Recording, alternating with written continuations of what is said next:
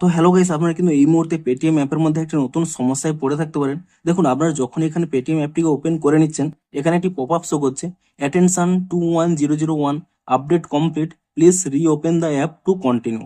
আপনারা যতবারই এখানে ওপেন করে নিচ্ছেন, এই পপ আপটি কিন্তু শো করছে।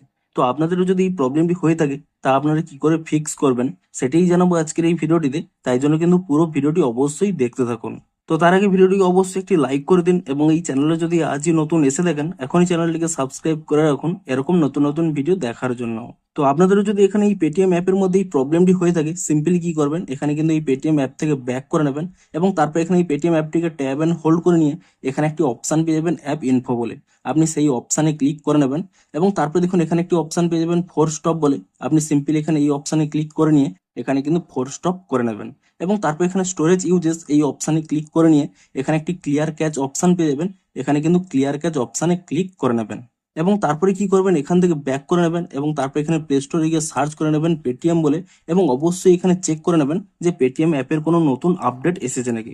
যদি এখানে কোনো নতুন আপডেট এসে থাকে, অবশ্যই কিন্তু অ্যাপটিকে নতুন ভার্সনে আপডেটটি করে নেবেন, এবং তারপরে কি করবেন, আপনারা কিন্তু এখান থেকে ব্যাক করে নেবেন, এবং আপনাদের মোবাইলটিকে কিন্তু একবার রিস্টার্ট করে নেবেন, অর্থাৎ সুইচ অফ করে নিয়ে পুনরায় কিন্তু এখানে মোবাইলটিকে সুইচ অন করে নেবেন, এবং তাহলেই দেখবেন আপনাদের কিন্তু প্রবলেমটি সলভ হয়ে যাবে। দেখুন, আপনাদের দেখিয়েও দিচ্ছি, এখানে যদি আপনারা পেটিএম অ্যাপটিকে ওপেন করে নেন, দেখুন অ্যাপটি কিন্তু ওপেন হয়ে গেছে। তো এভাবেই কিন্তু আপনারা এই প্রবলেমটিকে ফিক্স করতে পারবেন।